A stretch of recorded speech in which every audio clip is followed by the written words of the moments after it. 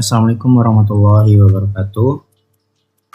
Baiklah, pada kesempatan kali ini saya Syahdan Qadri akan memberikan sedikit tentang bagaimana cara penggunaan dari atas, yang mana itu audit tools and link archive system, mengenai tentang audit. Jadi di sini saya akan menjelaskan mengenai tentang bagian B, yang mana itu risk response, yang mana ini dari PT kliennya itu bernama PT Kertas Makmur, yang mana itu nama KAP itu sendiri merupakan KAP Agus Ari dan Trianto. Oke, kita langsung saja masuk kepada worksheetnya, yang mana itu B10 mengenai tentang PT Kertas Makmur, tentang working trial balance-nya, yang mana itu di B110-nya. Di sini kita dapat bahwa indeks itu tentang working trial balance. Di sini biasanya yang untuk di Atlas sendiri, jika itu tabelnya itu warna putih, biasanya dia langsung terisi otomatis dari sebelum-sebelumnya. Jadi di sini kita tinggal mengisi bagian mana akun yang sesuai dengan laba rugi tahun berjalan. Jadi di sini laba rugi untuk tahun berjalannya itu terdapat pada laba rugi periode berjalan, dan juga untuk ekuitasnya itu terletak pada saldo labanya. Jadi yang biasanya di sini diisi otomatis ya teman-teman. Dan juga di sini bisa kita isi siapa yang disiapkan oleh siapa dan juga direview oleh siapa. Kemudian selanjutnya yaitu kita previous index, kita masuk pada prosedur mapping dan juga lead schedule pada B120. Dimana di sini juga biasanya langsung terisi teman-teman untuk indeksnya. Ada beberapa nama akun yang terkait. Jadi di sini kita masuk pada indeks piutang usaha. Nah, pada bagian ini kita bisa mengisi. Pertama itu yang pasti diisi, yang harus disiapkan yaitu tentang siapa yang menyiapkan dan juga direview oleh siapa. Kemudian di sini kita nampak, bisa kita lihat di sini Resume Systems Analytical Procedure-nya itu lebih kepada moderate. Jadi kita isi moderate, high atau no. Nah, di sini kita isi langsung moderate, dimana itu di range-nya itu antara 2 sampai 2,3 sampai 3. Jadi di sini kita bisa isi range-nya itu untuk 3, bisa dari 2. Langsung dapat sampel size-nya. Atau di sini kita mau mengisi 2,5. Juga bisa. Isi 3 di sini bisa. Oke teman-teman. Jadi di sini juga lihat sini apakah terdapat dan cair pajak atau tidak. Di sini menyatakan iya. Juga di sini untuk simpulannya apakah telah disesuaikan secara wajar atau tidak. Jika tidak, di sini teman-teman bisa disesuaikan secara wajar. Nah, jika tersebut tidak tersesuaikan secara wajar, teman-teman sini bisa jelaskan tidak wajaran akun tersebut. Jadi di sini kita pilih kepada tersebut tersesuaikan secara wajar. Oke. Dan juga di sini ada prosedur, pilih prosedur terhadap piutang. Ini prosedurnya yang kita pilih untuk piutang usaha dan piutang lainnya. Oke. Di sini teman-teman bisa isi tentang asersinya yang sudah terisi. Dan juga di sini teman-teman tinggal memilih statusnya bagaimana, sudah dilakukan atau belum. Membandingkan antara saldo piutang usaha periode saat ini dengan saldo tahun sebelumnya, apakah sudah dilakukan. Oke teman-teman, ini sampai seterusnya sampai ke bagian bawah.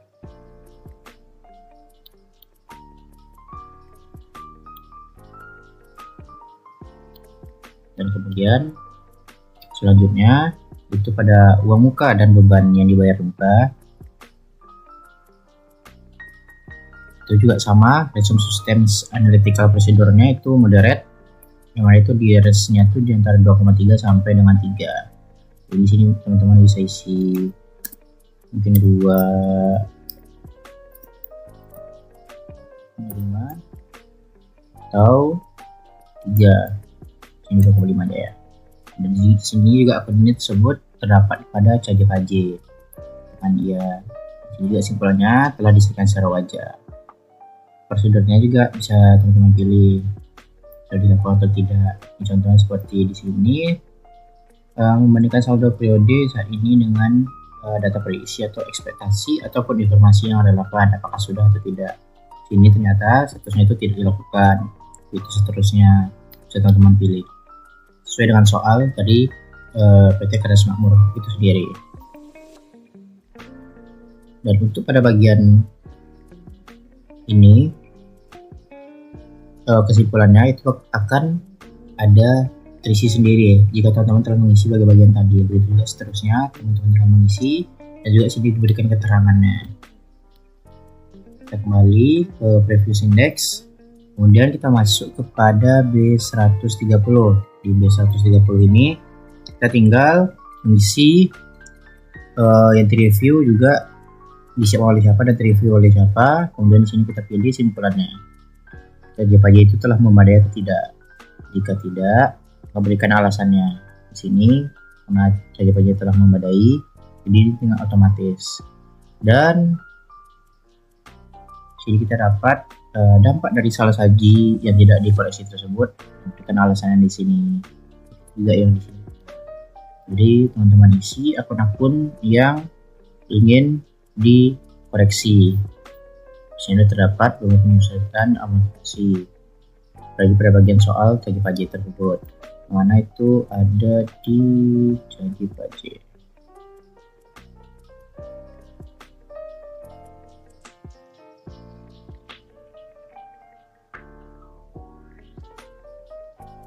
Bagian ini di bagian ini dipindahkan akun-akun yang akan dikoreksi itu, keterangan ini dipindahkan ke bagian sini teman-teman. Oke, selanjutnya previous index dulu, lanjut kepada laporan posisi keuangan dan laporan laba rugi. Nah, yang ini telah terisi otomatis, jadi teman-teman sini tinggal mengisi kesimpulannya saja. Sini mana telah memadai atau tidak. Kemudian sini posisi keuangannya ataupun laba ruginya itu telah memadai atau tidak. Di sini ada terdapat statusnya, telah terisi otomatis ya teman-teman. Kemudian selanjutnya yaitu kita next index pada bagian B210. Di sini teman-teman mengisi tentang estimasi akuntansinya. Di sini teman-teman mengisi tentang akun-akun yang diestimasi manajemen, dimana itu salah satunya itu seperti beban piutang yang tak tertagih, apakah penggunaan tenaga kerjaannya diisi besar benar atau tidak. Diisi sini teman-teman berdasarkan soal tadi.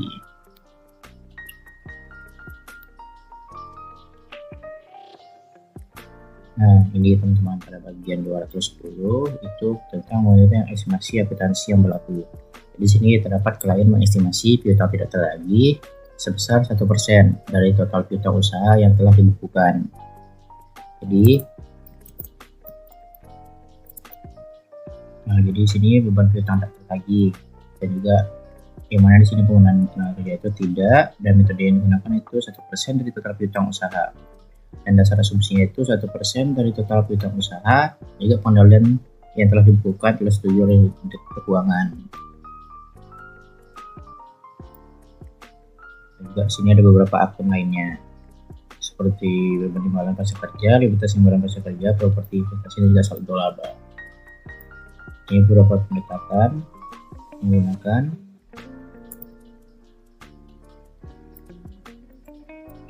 Dan selanjutnya kita masuk pada 220 ya. Kita indeks saja. Yang ini tentang 220 yang mana itu transaksi dengan pihak berrelasi.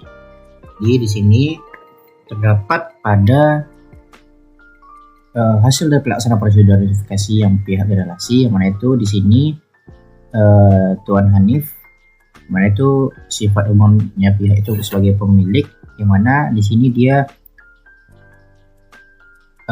memberikan piutang yang telah diterima 500 juta sebelum laporan itu diterbitkan. Jadi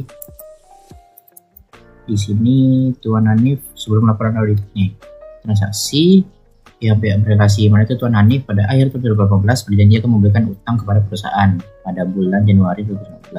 Dan telah dituangkan perjanjian pinjaman mana utang tidak berbunga dengan jangka waktu 5 tahun sebesar 1 miliar. Dan sebelum lapor auditor diterbitkan, klien telah menerima pembayaran sebesar 500 juta. Jadi disini kita masukkan dalam sini. Dan ini kita melihat konfirmasi tentang beberapa prosedur.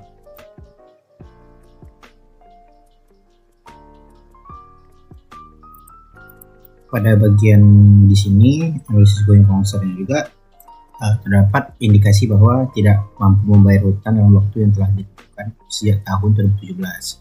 Dan juga di sini manajemen mengajukan restrukturisasi utang pinjam. Nah, di sini juga terdapat utang bank sebesar 1,6 miliar yang telah selesai di restrukturisasi pada akhir periode. Nah, jadi di sini kita dapat mengkonfirmasi bahwa adanya transaksi dari pihak perantara yang sesuai seperti bank, konsultan hukum, dan penjamin yang telah dilaksanakan. Analisis syaratan akuntansi untuk transaksi dengan pihak berrelasi juga teridentifikasi dilaksanakan. Begitu juga dengan selanjutnya yaitu mengonfirmasi tujuan, hal spesifik, dan kondisi atau jumlah transaksi dengan pihak berrelasi. Jadi di sini telah dilaksanakan semuanya. Ada satu yang mana ini sini membuat permintaan keterangan termasuk pihak-pihak luar entitas seperti konsultan hukum dan lainnya, yang mana terkait tentang sifat hubungan entitas dengan pihak relasi yang baru diketahui yang ini tidak dilaksanakan. Dan juga di sini ada jika terdapat kecenderungan manajemen tidak melakukan pengungkapan atau kecurangan, maka evaluasi tujuan untuk diaudit di sini tidak dilaksanakan. Jadi di sini dari beberapa pilihan ini dapat kita simpulkan bahwa bukti audit cukup dan tepat serta penilaian transaksi pihak relasi telah memadai. Bisa teman-teman pilih. Bukti audit cukup dan tepat serta penilaian transaksi pihak relasi telah memadai. Kita lanjut kepada next index yang mana itu terdapat pada indeks KKP B230 di sini.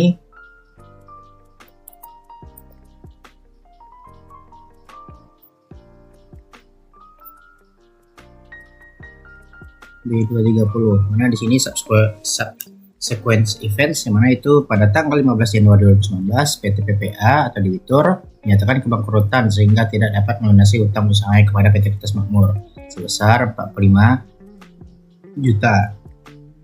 Dua itu pada tanggal 22 Februari 2019 atas banding dan Majelis Hakim Pengadilan Tinggi menyatakan bahwa putusan itu menyatakan batal atau tidak sah dan mewajibkan kepada tergugat untuk mencabut SK-nya. Jadi di sini ada beberapa. Apakah terdapat penyelesaian kasus pengadilan setelah periode pelaporan yang memutuskan bahwa entitas memiliki kewajiban kini pada akhir periode? Di sini teman-teman bisa isi. Juga di sini yang kedua yang mana itu terdapat informasi yang mengindikasikan ada time payment nilai aset pada periode pelaporan. Di sini terdapat bisa teman-teman pilih juga debit dan juga kreditnya. Itu pada beban piutang yang tak tertagih dan juga piutang usaha. Sini bisa teman-teman lihat saja dan sesuaikan dengan hal-hal yang terjadi pada PT Kertas Makmur terhadap permasalahan antara subsequent events-nya. Jika sudah, di sini kita dapat simpulkan bahwa bukti audit cukup dan tepat serta evaluasi peristiwa kemudian telah memadai. Pilih. Oke, ini satu semua komplit. Kita next index. Di sini kita masuk kepada B240, yaitu tentang kelangsungan usaha. Di sini akun yang sesuai dengan saldo laba dan modal pemegang saham yaitu terdapat saldo laba tahun sebelumnya, saldo laba dan juga modal yang akan disetor. Jadi di sini kita bisa isi sesuai dengan rumus yang ada di sini ya teman-teman. Jadi untuk mencari X1-nya itu di sini modal kerja itu dibagi dengan total aset. Jadi dapat nilainya seperti ini. Ketik saja pada bagian-bagian ini teman-teman. Nanti bakal dapat hasilnya, ini otomatis terisi. Jika nilainya itu hasil Z-nya itu kurang dari 1,23, maka mengindikasikan kelangsungan usaha tersebut dalam prediksi pilot. Kalau dia hasilnya itu 1,23, lebih kecil pada Z dan juga lebih kecil pada 2,9, maka mengindikasi kelangsungan usaha tersebut dalam prediksi gray area, abu-abu. Dan juga ketika hasil Z-nya itu 2,9 ke atas, maka mengindikasikan kelangsungan usaha tersebut prediksi tidak pilot. Jadi akan sini perusahaan tersebut tidak akan pilot karena nilainya itu lebih daripada 2,90. Di sini kita terdapat 3,4, 3,1 dan juga 3,8. Di sini juga teman-teman bisa menganalisis tentang kelangsungan usahanya pada assessment-nya. Kemudian di sini apakah yang pertama melakukan evaluasi adanya indikasi permasalahan going concern dengan menggunakan analisis statistik dan juga asal prosedur, apakah sudah dilaksanakan atau tidak. Bisa teman-teman juga tambahkan penjelasannya. Di sini terdapat juga dokumen pendukung yang relevan dan terdapat concernnya. Melakukan permintaan keterangan dengan manajemen mengenai kejadian atau kondisi yang di luar tanggal neraca yang dapat terjadi yang dilaksanakan, dan juga melakukan evaluasi kembali. Nah, pada bagian ini tidak dilakukan. Ini tentang hasil permintaan keterangan dengan manajemennya. Juga teman-teman bisa mengisi pada bagian prosedur dan aktivitas terkait. Teman-teman sesuaikan saja dengan soalnya, dan juga teman-teman menjadi audit juga bisa melihat bagaimana kelangsungan usaha tersebut bagaimana. Jadi bisa teman-teman isi, bisa teman-teman nilai sendiri, dan bisa teman-teman tambahkan juga di sini penjelasan mengenai tentang hal-hal tersebut. Jadi teman-teman bisa juga jelaskan terdapat permasalahannya, dan juga sini ada evaluasi auditornya tentang rencana manajemen tersebut bagaimana. Di sini juga bukti audit cukup dan tepat serta evaluasi kelangsungan usaha telah memadai. Status komplit. Selanjutnya kita masuk pada B250 mengenai tentang representasi manajemen. Di sini teman-teman mengisi pada bagian yang hijaunya, apakah manajemen telah menyediakan representasi tertulis terhadap yang telah memenuhi tanggung jawab mereka dalam menyusun laporan keuangan, telah sesuai dengan laporan keuangan yang berlaku atau tidak. Di sini sudah pada bagian soalnya itu B250. Auditor telah memperoleh surat representasi manajemen dari klien dan isinya telah sesuai dengan SA 580. Berarti sini otomatis ini kan menggunakan SA 580 telah auditor telah memperoleh surat representasi manajemen dari klien dan isinya telah sesuai dengan SA 580. Di sini tulis semuanya rata-rata di iya. Dan sini bikin statusnya representasi manajemen memadai. Selanjutnya kita masuk next index. Pada bagian 260 di sini ada pakar auditor. Jika di sini auditor menggunakan pakar auditor atau tidak, bisa teman-teman lihat dari soalnya. Jika tidak, maka di sini akan langsung kosong. Jika mereka menggunakan iya, teman-teman bisa isi sendiri. Di sini pada bagian nama pakarnya, siapa, bidang keahlian serta signifikan pada berdasarkan beberapa soal. Teman-teman sini bisa mengisi juga faktor-faktor yang dipertimbangkan. Bisa teman-teman isi sendiri di sini pada bagian bisa aktuarisnya. Dan juga ada beberapa faktor-faktor yang dipertimbangkan seperti apakah pakar auditor tersebut memiliki keanggotaan dari asosiasi profesi tertentu, bisa praktik atau pengakuan. Yang terdapat iya. Apakah pakar auditor memiliki jurnal atau buku atau pada ilmiah yang diterbitkan? Data tidak. Pilih di sini ya atau tidak. Dan untuk selanjutnya yaitu pada bagian B70. Di sini apakah manajemen menggunakan pakar manajemen? Di sini sama seperti tadi, jika tidak, teman-teman tidak menemukan, tulis saja tidak di sini, pilih tidak. Jika iya, teman-teman tulis lagi, dan apa-apa saja yang menjadi faktor yang dipertimbangkannya. Di sini kan ada faktor perselisihannya dengan pengalaman 15 tahun. Dan apakah terdapat peraturan atau standar yang mengatur beberapa pakar manajemen yang mempunyai izin dan terdaftar. Di sini teman-teman sesuaikan dengan soalnya yang ada di sheet nanti kan saya buka di bagian deskripsi untuk lebih jelasnya. Oke, selanjutnya yaitu kita next index saja, itu pada bagian B280, bagian ini mengenai tentang komitmen dan juga kontingensi. Yang mana di sini teman-teman bisa menilai dan juga menganalisis mengenai tentang perolehan pemahaman dan juga dokumentasi kebijakan serta prosedur yang digunakan oleh manajemen dalam mengidentifikasi dan mendokumentasi liabilitas kontingensi yang sudah dilaksanakan atau tidak. Nah, pada bagian B280, nah itu di sini komitmen dan kontingensinya, yang mana itu auditor melakukan informasi ke penasihat hukum dan diperoleh informasi sebagai berikut. Nah, klien mengajukan banding atas sengketa pajak dan menurut pengacara akan menang. Dan serta auditor memperoleh bukti pengajuan bandingnya. SKP berapa, dibayar berapa, dan mengapa dia yakin bisa menang. Di sini ada terdapat beberapa komitmen. Jadi teman-teman bisa baca dan sesuaikan pada bagian orientasi di sini apakah sudah dilakukan atau tidak. Di sini ada diskusi dengan manajemen yang kemungkinan adanya kontingensi ataupun komitmen yang membutuhkan ungkapan laporan keuangan. Mana itu diskusi yang mencakup pertimbangan nilai bawaan, aset dan liabilitas yang sensitif terhadap perubahan. Di sini teman-teman bisa pilih apakah sudah dilaksanakan semuanya atau tidak. Ini teman-teman juga bisa menambahkan beberapa kesimpulan dari pelaksanaan prosedur tersebut sudah dilaksanakan, jadi kesimpulannya apa. Jika tidak, kesimpulannya itu bagaimana. Ini bisa teman-teman pilih juga.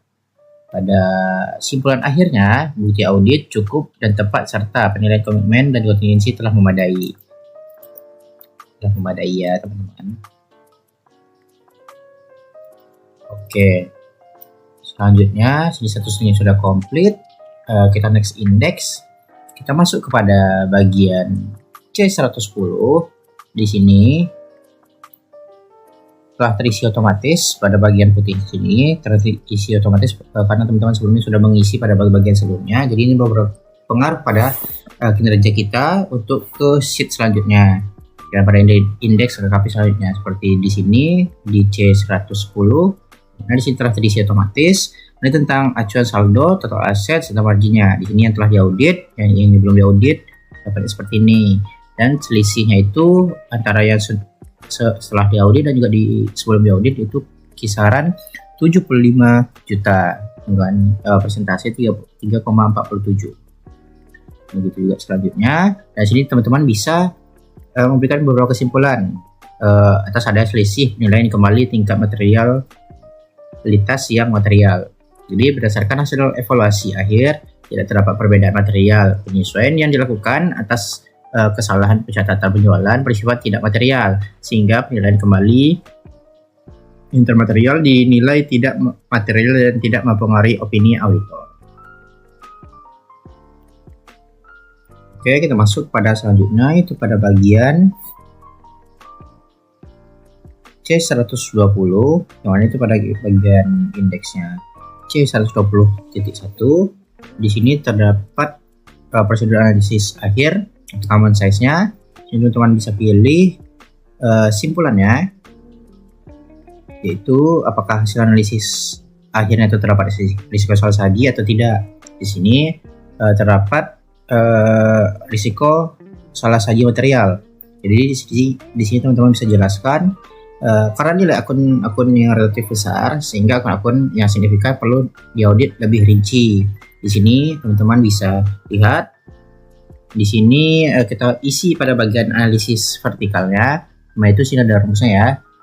Jadi di sini bagian H31 itu pada bagian saldo akhirnya, yaitu dibagi dengan total aset. Di sini teman-teman. Di sini biasa sampai pada bagian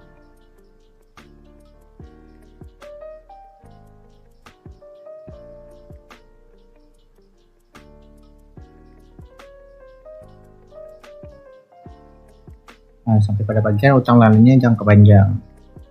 Dan untuk pada bagian modal disetor sampai dengan ke bawah, yang mana itu beban lainnya non operasional, itu menggunakan rumus yang di bawahnya teman-teman. Dimana itu di sini pada bagian akun laba rugi itu dibagi dengan total pendapatan. Jadi kita dapat presentasinya itu analisis vertikalnya segini. Seperti saldo laba teman-teman ya, saldo laba. Ini saldo laba mana itu H48 yang mana itu saldo laba itu sendiri 65 juta itu dibagi dengan total pendapatannya 3,8 M. Jadi kita dapat hasil vertikalnya saldo laba yaitu 2,91%. Jadi sini kita isi hasil analisis saya terdapat risiko salah saji material.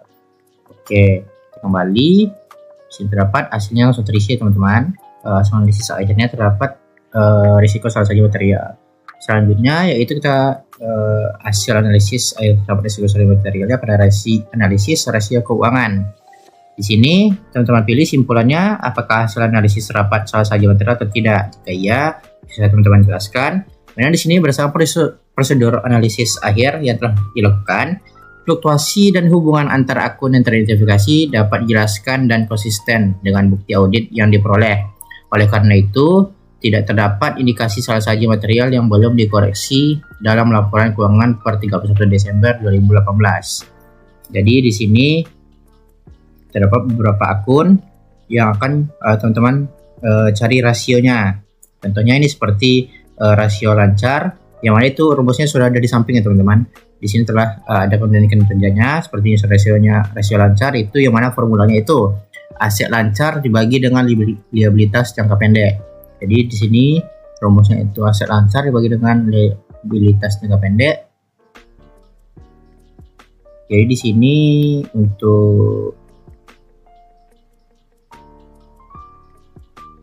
aset lancarnya yaitu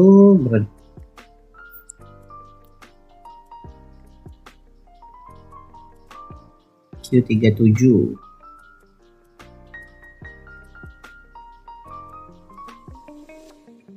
Ini aset lancarnya yaitu sini teman-teman di ini untuk aset lancarnya dibagi dengan liabilitas jangka pendek. Liabilitas jangka pendeknya ini. Jadi tinggal dibagi antara aset lancar dibagi dengan liabilitas jangka pendeknya, kita dapat rasionya itu 51,60.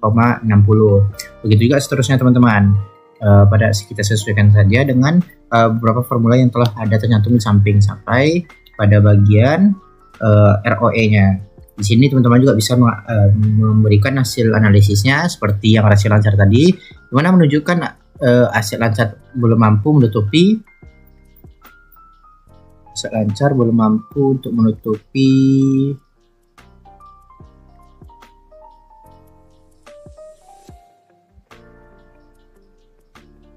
aset lancar berada di bawah 100%. Itu menunjukkan aset lancar belum mampu menutupi seluruh kewajiban jangka pendek perusahaan. Terus likuiditas perusahaan tergolong cukup rendah. Jadi teman-teman sini bisa menghasilkan analisisnya di sini juga. Oke, selanjutnya sini juga beberapa akun juga yang bakal teman-teman gunakan pada beberapa rasio di sini sesuaikan dengan formula-formula yang telah dibantu di sini teman-teman. Oke, selanjutnya kita main index.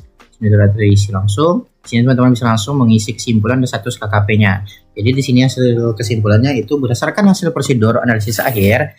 Kondisi keuangan perusahaan menunjukkan ketidakseimbangan pada aspek likuiditas, solvabilitas, aktivitas, dan juga profitabilitas. Jadi termasuk adanya ekuitas negatif dan beberapa rasio yang tidak wajar. Kondisi ini mengindikasikan adanya risiko salah saji material karena besarnya nilai akun serta ketidakwajaran hubungan antar akun dalam laporan keuangan. Jadi teman-teman sini bisa mengisi kesimpulan dari hasil analisis teman-teman tadi berdasarkan kesimpulan teman dengan POV teman-teman sebagai yang mengaudit seperti itu. Selanjutnya yaitu pada bagian next index kita pilih ini tentang SAK umum konversi IFRS yang telah digunakan. Nah, di sini bagian yang paling panjangnya mungkin sini teman-teman bisa mengisi review pengungkapan laporan keuangan berdasarkan SAK versi 2014 ya teman-teman. Jadi sini teman-teman harus membaca satu-satu, dan jika teman-teman menjadi auditor, teman-teman menganalisis nih, apakah dari pernyataan umum A1 ini sampai SAK yang telah ditentukan itu apakah sudah dilaksanakan atau tidak. Jika sudah, teman-teman checklist di bagian ini. Jika tidak, dan ini jika non available bisa teman-teman pilih di sini. Tinggal checklist saja. Ini pada bagian yang paling panjang, dan mungkin teman-teman agak ribet juga untuk mengisinya. Jadi dan juga harus betul-betul dianalisis. Contohnya ini seperti pernyataan posisi keuangan pada akhir periode. Apakah sudah? Ya di sini ya sesuai dengan PSAK 2012. Pernyataan laba atau rugi dan komprehensif lainnya, penghasilan untuk beberapa periode sudah. Perubahan ekuitas untuk beberapa periode juga. Pernyataan arus kas untuk periode sudah. Kita juga beberapa hal lainnya yang cukup panjang ini teman-teman. Sampai pada bagian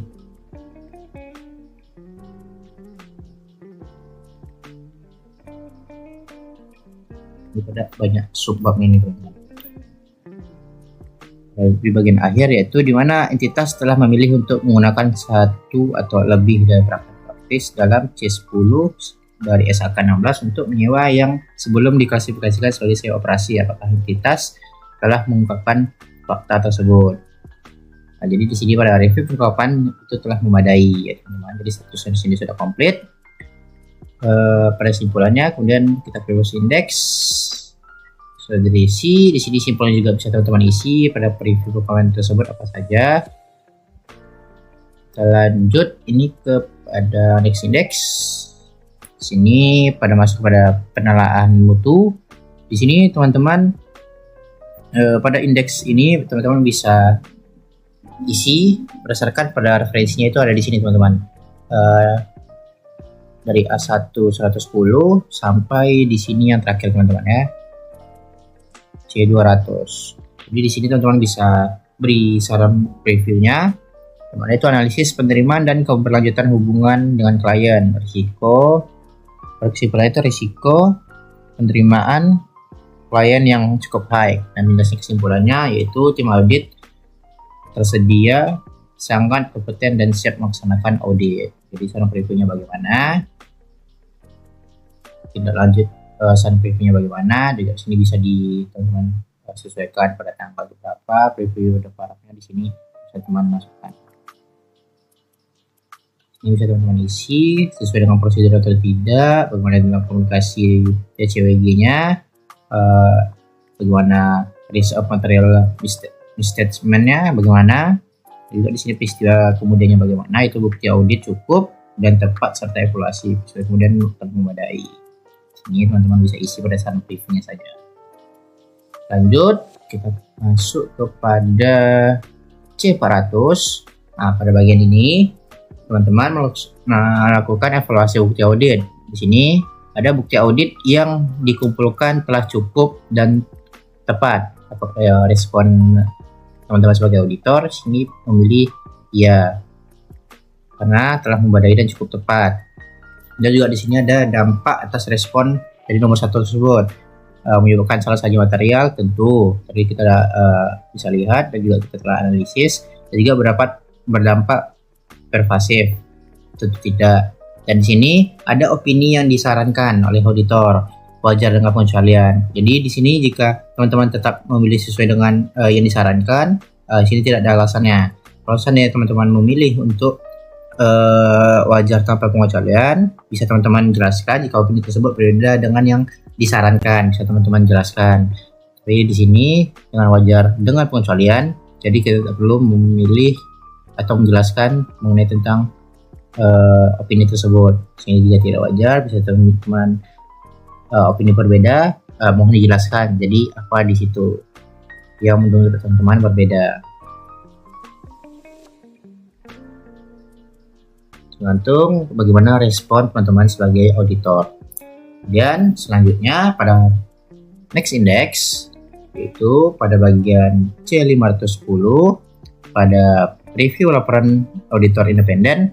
Di sini teman-teman bisa mengisi checklist saja. Contohnya ini seperti apakah laporan auditor sudah memuat nomor ketentuan register sesuai dengan peraturan perundang-undangan. Sini sudah dijelaskan pada bagian awal tadi, di mana itu telah sesuai dengan pada soalnya yang telah ditunjuk tadi.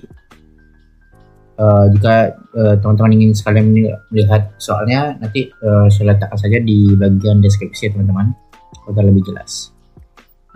Dan juga di sini teman-teman bisa simpulkan laporan auditor independennya itu LAI-nya itu sudah memadai atau tidak.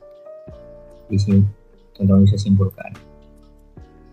Jika belum sepenuhnya memadai, teman-teman jelaskan bagaimana.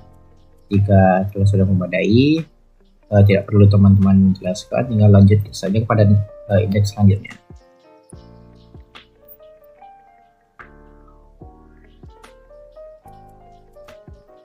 Jadi teman-teman bisa sesuaikan dengan jawaban teman-teman. Seolah-olah POV-nya teman-teman di sini sebagai auditornya dalam menganalisis kasus atau mengaudit dari PT Kertas Makmur. Oke, kita lanjut next index. Di sini pada bagian C520 itu tentang audit final memorandum. Di sini sesuai 530. Di sini teman-teman bisa mengisi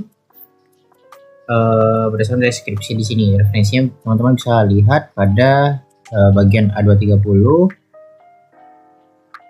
ataupun B230. Jadi hasil analisis dari setiap konten tadi. Saya contoh ini di A230, B230 ya, B230.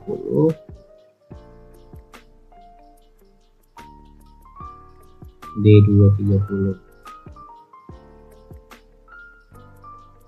Sini bisa teman-teman sini bukti audit cukup dan tepat serta evaluasi peristiwa kemudian telah memadai. Teman-teman bisa masukkan saja langsung ke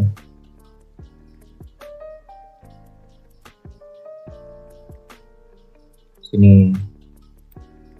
Ini pada bagian 2A238.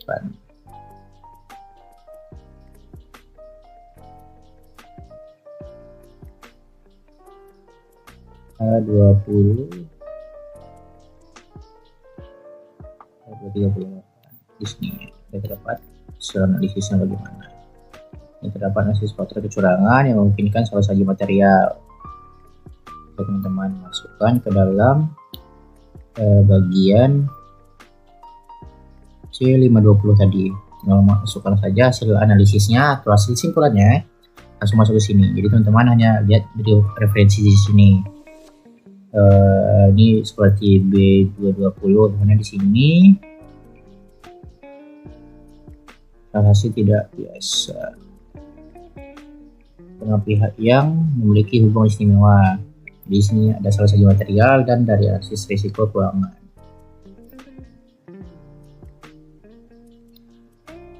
Itu jadi teman-teman lihat saja referensinya. Jadi contoh paling dekat tadi kita tentang opini audit yang dipilih auditor. Itu wajar tanpa pengecualian. Oke, pada bagian ini kita selesai. Kita next index saja. Sini kita masukkan pada akhir pada bagian C530. Oke, pada bagian C530 mana itu indeksnya laporan auditor independen dan laporan keuangan finalnya. Ini pada bagian tahap akhir. Jadi di sini teman-teman menyesuaikan tentang laporan audit independennya, sesuaikan dengan nomor, tanggal serta yang lainnya. Di sini teman-teman bisa memilih pada sesuai dengan soal, yaitu laporan auditor independen finalnya. Itu terdapat opini penekanan suatu hal atas permasalahan kelangsungan usaha yang dijelaskan pada hasil AK nomor 30 peristiwa, kemudian di part 28 di peraturan 28. Untuk menambahkan pada hal lain terkait peringkatan audit tahun sebelumnya. Jadi sini kita lihat pada bagian laporan auditor independen finalnya. Di sini teman-teman sesuaikan saja nomornya berapa, tanggalnya, nomor izin, serta lokasi serta lain-lainnya. Di sini teman-teman tinggal salin seperti penekanan suatu halnya, hal lainnya, teman-teman salin saja. Pada bagian sini kan nomor LAI-nya 45. Ini 45. Dan tanggal ini teman-teman salin saja di sini, teman-teman isi. Dan juga di sini ada terdapat tambahan paragraf.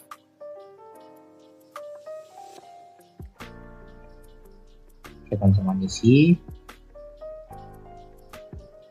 Nah, jadi sini teman-teman bisa isi penekanan satu halnya. Nah, ini teman-teman salin saja. Ini tergantung beberapa soalnya ya teman-teman. Nah, jadi untuk melatih teman-teman juga untuk bagaimana menjadi sebagai seorang auditor. Nah, penekanan suatu hal-hal lainnya.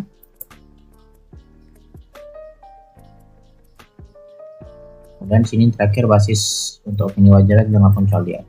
Di sini teman-teman bisa isi. Setelah itu pada tahap akhirnya di sini teman-teman tekan pada bagian merahnya.